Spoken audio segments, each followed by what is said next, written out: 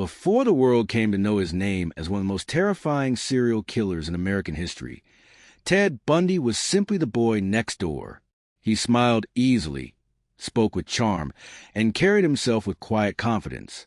There was nothing outwardly remarkable about him, nothing that would have warned anyone of what he was capable of, and perhaps that's what made him so dangerous. Ted was born Theodore Robert Cowell on November 24th, 1946, in Burlington, Vermont. His beginnings were marked by shame and secrecy. His mother, Eleanor Louise Cowell, was unmarried, a scandal in the conservative 1940s. To conceal the truth, Ted's grandparents decided to raise him as their own son. He grew up believing his mother was his older sister. That lie, small as it may have seemed, shaped the foundations of his life, confusing his sense of identity and trust.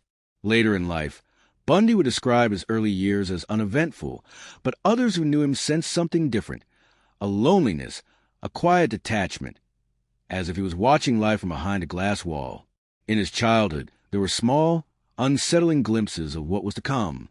Family members recalled him placing knives beside his sleeping aunt, and neighbors remembered a boy who enjoyed peering into windows at night. He was curious, but in ways that made people uneasy. Still, he managed to mask it well. He was polite, well-mannered, and intelligent.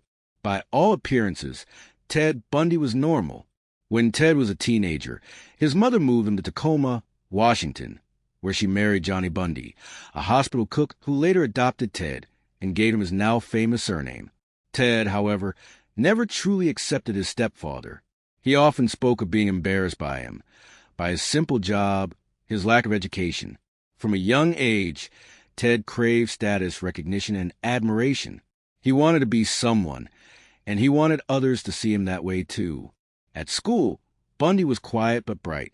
He studied psychology at the University of Washington, volunteered for political campaigns, and even worked at Crisis Hotline Center, the same place where future crime writer Ann Rule, who later wrote The Stranger Beside Me, was his co-worker. She described him as kind, empathetic, even gentle, a man who comforted people in distress over the phone. To everyone around him, Ted was articulate, thoughtful, and destined for success. But beneath the surface, a darker world was forming, one of fantasies about control, dominance, and violence. Bundy later admitted that, as a teenager, he began to explore violent pornography and crime stories. He would walk the streets at night, watching women, studying their movements, imagining how easily he could overpower them. Still, no one noticed. No one saw the storm gathering behind his calm blue eyes. In the early 1970s, Bundy met Elizabeth Klopfer, a young single mother who worked as a secretary at the University of Washington. She fell in love with him almost instantly. His charm, his intelligence, the way he made her feel safe. Their relationship lasted for years, filled with warmth, laughter, and what seemed like genuine affection. But occasionally, shadows crept in.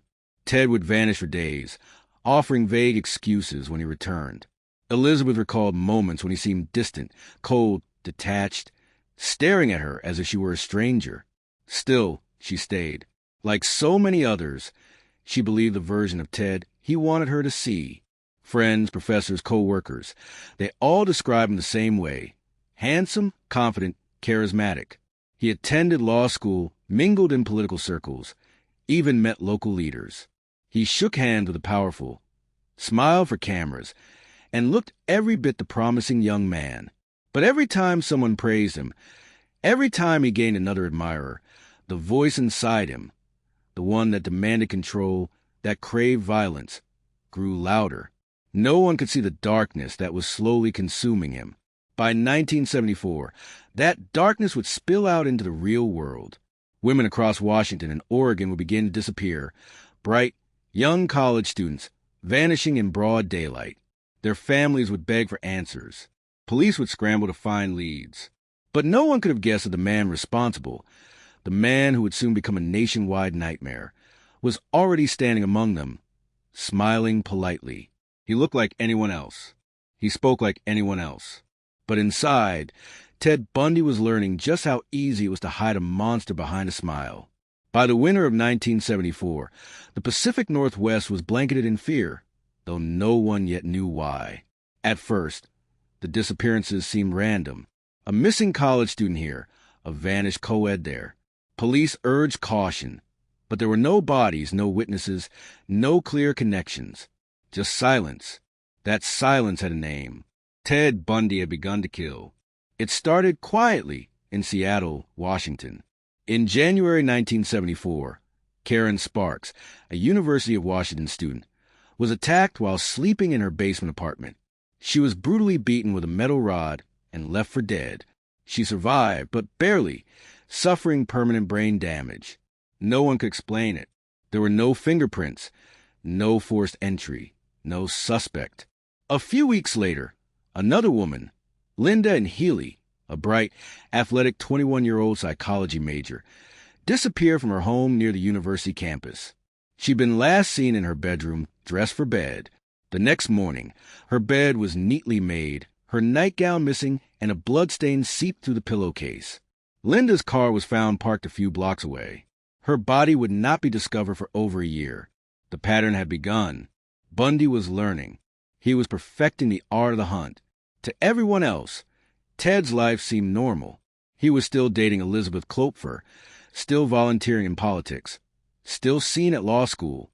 But behind closed doors, his mind had become consumed by fantasies of violence, domination, and death. He learned how to manipulate trust with precision.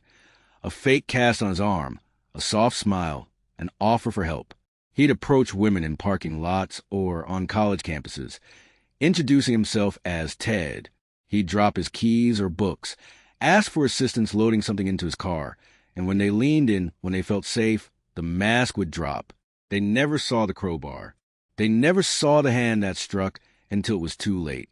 By the summer of 1974, fear was spreading across Washington and Oregon.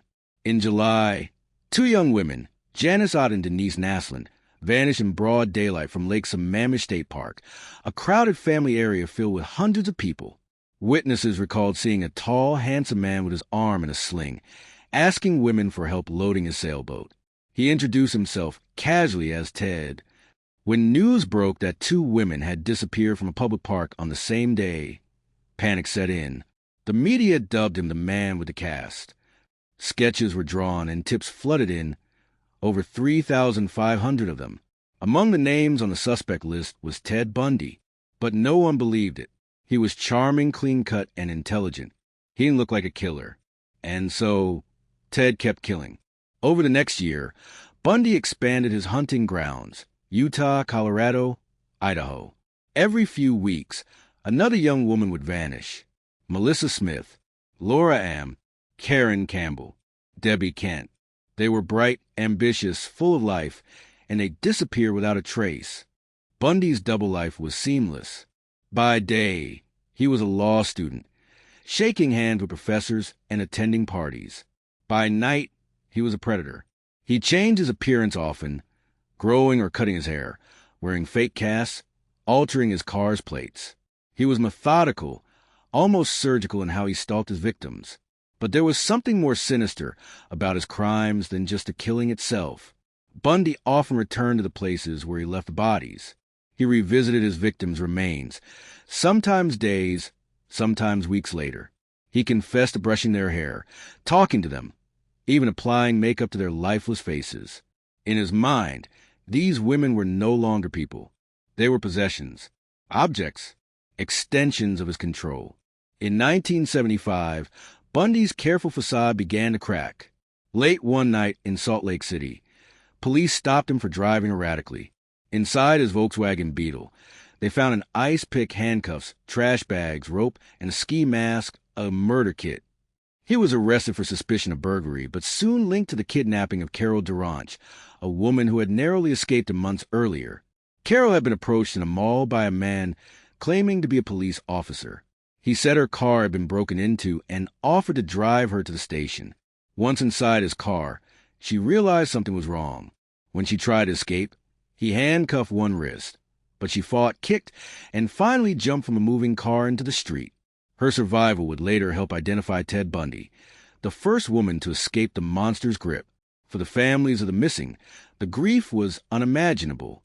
Daughters vanished, lives shattered, with nothing but uncertainty left behind. Police worked tirelessly, piecing together clues that led to nowhere. Across states, victims shared eerie similarities. Young, white, educated women with long hair parted down the middle. The nation was starting to see a pattern. The law was beginning to close in. But Ted Bundy was not finished, not even close. He was about to show the world that the most terrifying monster isn't the one hiding in the shadows. It's the one who smiles at you in broad daylight. The fall of 1975 should have been Ted Bundy's end. But for a man who had spent his life manipulating everything and everyone around him, capture was only another challenge to overcome. After his arrest in Utah, police began to piece together the truth behind the charming law student with the soft-spoken voice and polite smile. Investigators in Washington, Colorado, and Oregon soon noticed a pattern. Missing women, similar descriptions, the Volkswagen Beetle. They compared notes, shared evidence, and the name Ted Bundy kept appearing. Inside his car, detectives found chilling clues, masks, handcuffs, and blunt weapons. Bundy brushed them off as tools for camping or burglary. But as detectives cross-checked his name with a list of suspects from Lake Sammamish, the pieces began to align. He was charged with the attempted kidnapping of Carol Duranch, the brave woman who had escaped his clutches. Her testimony painted the first complete picture of Bundy's predatory nature, his calm deception, his control, and his calculated cruelty. The mask of normalcy was slipping. Bundy was convicted of the Duranch kidnapping and sentenced to prison in Utah. But even behind bars, he was plotting. In 1977, he was extradited to Colorado to stand trial for the murder of Karen Campbell, a 23-year-old nurse who vanished from a hotel hallway. The evidence was circumstantial, but prosecutors were confident. They underestimated Ted's genius for manipulation and his hunger for freedom.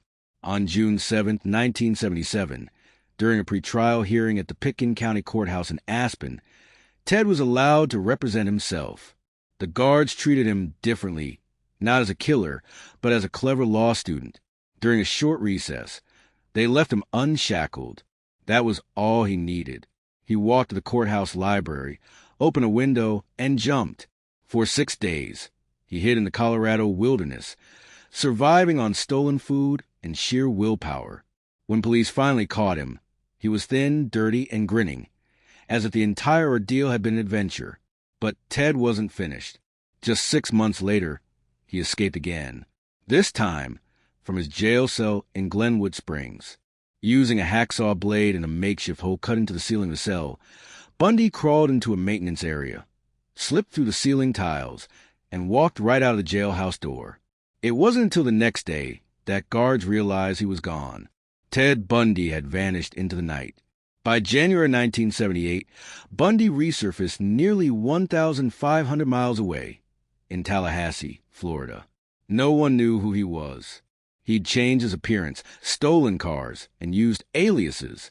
But even in a new city, the old impulses were still there, burning stronger than ever. In the early morning hours of January 15, 1978, Bundy broke into Chi Omega sorority house at Florida State University. What happened next would horrify the nation. He crept silently through the dark halls as young women slept in their beds. In less than 15 minutes, he bludgeoned and strangled 4 students: Margaret Bowman, Lisa Levy, Karen Chandler, and Kathy Kleiner. 2 of them were killed. 2 others survived, battered and scarred for life. The brutality was unspeakable. Bite marks on flesh, crushed skulls, torn bedding, and the lingering stench of evil. Investigators later said the scene was unlike anything they had ever encountered. Kathy Kleiner, one of the survivors, would later recall waking up to the sound of footsteps, and then the pain. She saw only a shadow before losing consciousness. Decades later, she said, "He didn't ruin my life, but he changed it forever." Bundy fled the sorority house, his bloodlust not yet satisfied. Less than a month later, he abducted and murdered 12-year-old Kimberly Leach, a junior high school student from Lake City. The innocence of the victim and the senselessness of the act turned public horror into rage. This wasn't just a serial killer anymore. This was a monster wearing human skin. The manhunt for Bundy was relentless. Law enforcement across Florida was on high alert. Finally, on February 15, 1978, a Pensacola police officer named David Lee noticed a stolen car driving erratically. When he pulled it over, the driver fought back violently. After a brief struggle, Lee subdued the man and placed him in handcuffs. When he asked for a name, the man simply smirked and said, "I wish you had killed me." Moments later, police realized who he was. Ted Bundy, one of the most wanted men in America, was once again behind bars. For the survivors and families of victims, Bundy's capture was a moment of relief, but it came too late. Too many lives had been stolen, too many families shattered, and for the first time, the country was forced to confront a terrifying question. How could someone so ordinary, so clean-cut, so normal, commit such unthinkable acts? The answer would come during his trials, where Bundy's arrogance, intellect, and cruelty would be on full display for the world to see. He would charm reporters. He would flirt with witnesses. He would smile for the cameras, the perfect mask of confidence. But behind that charming facade, the devil was already losing control. When Ted Bundy was returned to custody in 1978, the nation exhaled, but fear still hung in the air. His face was now everywhere, on the news and newspapers splashed across magazine covers. Women who had once found him attractive now stared into his cold, piercing eyes and saw something else, something predatory, something evil. Yet Bundy didn't cower in shame. He smiled. For him, the cameras were not a curse. They were a stage. Bundy's trial for the Chi Omega murders in Tallahassee became one of the first ever to be broadcast on national television. Reporters filled the courtroom. Sketch artists hurried to capture his every expression, and people across America tuned in, transfixed by the man whose face seemed too normal to belong to a killer. Bundy insisted on representing himself. He stood in front of the jury in a tailored suit, cross-examining witnesses, even questioning the police officers who had arrested him. He referred to himself in the third person, as though distancing himself from his own crimes. He smiled often, flirted with female reporters, and treated the courtroom as his personal theater. Every move, every smirk, every glance.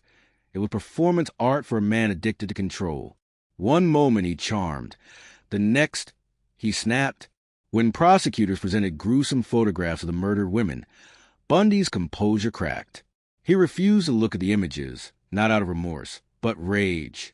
He didn't want his work being dissected by others. The most damning evidence came from forensic odontologists, experts who compared bite marks on victim Lisa Levy's body to Bundy's teeth impressions. The match was perfect. The jury was silent. For the first time, Ted Bundy's charm couldn't save him. On July 24th, 1979, after less than 7 hours of deliberation, the jury found him guilty of murder. When the judge asked if he had anything to say before sentencing, Bundy looked up, calm as ever. The judge, Edward Cowart, addressed him directly. "You're a bright young man, Mr. Bundy. You'd have made a good lawyer. I would have loved to have you practice in front of me, but you went another way. Partner, take care of yourself." Then, with solemn gravity, he added the words that would seal Bundy's fate. "It is ordered that you be sentenced to death by electrocution." For once, Ted Bundy had no words, but the story didn't end there. Bundy was tried again in 1980 for the abduction and murder of 12-year-old Kimberly Leach. This time, the evidence was overwhelming.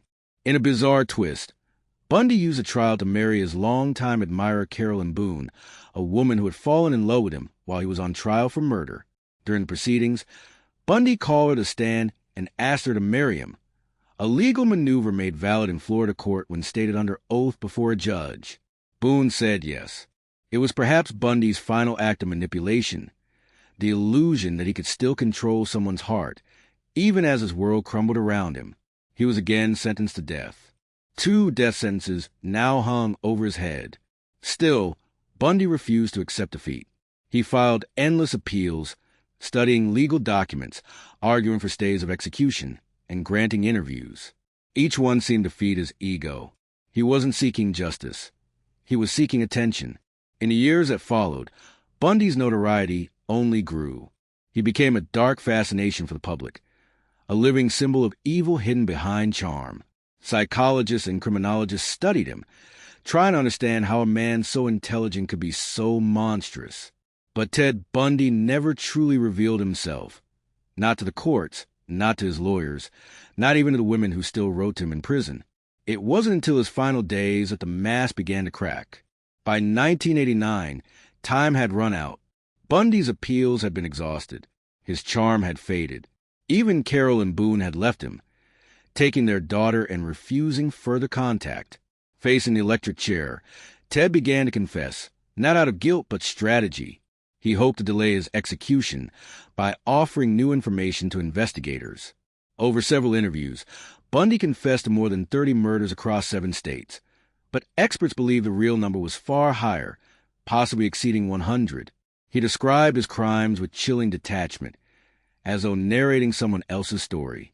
When asked why he killed, Bundy offered excuses: pornography, loneliness, obsession, but never remorse. In one of his final interviews, Bundy was asked if he felt any guilt.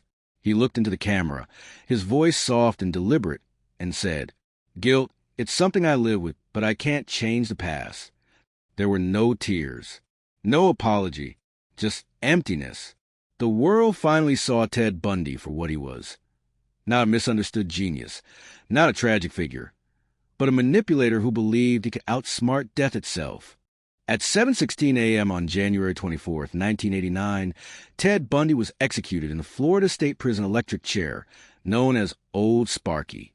Outside the prison gates, hundreds gathered, chanting and cheering as the news spread. Some held signs that read, "Burn, Bundy, burn." Others brought fireworks, celebrating the end of a nightmare that had haunted America for over a decade. For the families of his victims, it was not closure, but it was an ending. When Ted Bundy took his final breath in the electric chair, the world thought the nightmare was over. But for those who had lived through it, the families, the survivors, the detectives, the echoes of his crimes never stopped. The cheers that erupted outside Florida State Prison that January morning were not born of joy, but of exhaustion. For more than a decade, Ted Bundy had taunted America with his smile, his arrogance, and his endless manipulation. Now, at last, there was silence. Yet the shadow he left behind was far darker and more permanent than anyone could have imagined. In the months after Bundy's execution, the nation began to reflect on how a man like him could exist. A man who looked so normal, who spoke so gently, who had a girlfriend, a degree, and dreams. Bundy wasn't a monster lurking in the dark alley. He was the one sitting next to you in class, holding the door open at the library, offering help when your hands were full. And that's what made him terrifying. He shattered the illusion that evil is obvious. He proved that monsters can wear the most convincing masks. For investigators, Bundy's case became a turning point. His ability to cross state lines and outsmart law enforcement exposed the deep flaws in America's criminal tracking systems. At the time, states rarely shared data, and missing person reports often stayed local. Bundy exploited that gap, using charm, mobility, and deception to stay one step ahead. After his case, the FBI developed more advanced systems to profile and track serial offenders. It was Bundy's crimes that helped push the rise of the Behavioral Analysis Unit, BAU, the same unit that inspired books and shows like Mindhunter and Criminal Minds. Ted Bundy didn't just destroy lives. He changed the way America hunted killers. But his greatest victims were the ones he left behind, the families of the women whose names the world never forgot. Linda, Healy, Janice Ott, Denise Naslin, Karen Campbell, Lisa Levy, Kimberly Leach, and so many more. For years, parents lived with unanswered questions. What were their daughters' final moments like? Did they suffer? Did they know who was doing this to them? These questions had no comforting answers. Bundy's confessions were partial, evasive, manipulative, always leaving room for doubt. He never told the full truth. He couldn't. To confess completely would mean relinquishing control, and that was something Ted Bundy never did. The survivors, too, carried the weight of trauma.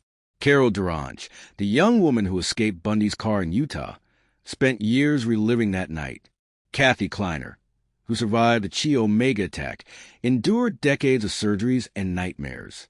Yet, she chose to speak out, not about the horror, but about resilience. "I don't let him own my story," she once said. "I survived him. He didn't survive himself." Her words became a symbol of defiance, proof that even the darkest evil can erase human strength. In popular culture, Bundy became something more complicated and more disturbing. Movies, books, documentaries, even fan letters, they all fed the myth of the charming killer. Some people found him fascinating. Some even romanticized him. But beneath that fascination lies something deeply unsettling. Our collective obsession with understanding darkness, with staring into the abyss and asking why. Psychologists call Bundy a textbook psychopath. High intelligence, zero empathy, pathological charm. He could mimic emotions, but he never felt them. He studied people like puzzles, looking for weaknesses. To him, murder wasn't about blood or pain. It was about control. Decades later, the legacy of Ted Bundy still lingers. He forced society to redefine what evil looks like. He changed the way police investigate, the way media reports crime, and the way women navigate the world around them. His story remains a warning, not of monsters hiding in shadows, but of those who hide in plain sight. For true crime followers, his case remains haunting because it's not just about murder. It's about manipulation, deception, and the terrifying power of a smile. As the years pass, Bundy's name has become almost mythic, a symbol of how deeply darkness can disguise itself within humanity. But beyond the fascination in documentaries, there are real lives lost, real families broken, real futures stolen. That's the truth that must never be forgotten. Because while Bundy's story ends in the electric chair, his legacy is a lesson that continues to echo through time, a warning that evil doesn't always come with a snarl. Sometimes it comes with a handshake. If this story gripped you, hit that subscribe button and turn on the bell so you never miss another deep dive into the darkest corners of true crime. Drop a comment below. What do you think created Ted Bundy's darkness? Nature or nurture? Your theory might be featured in our next episode.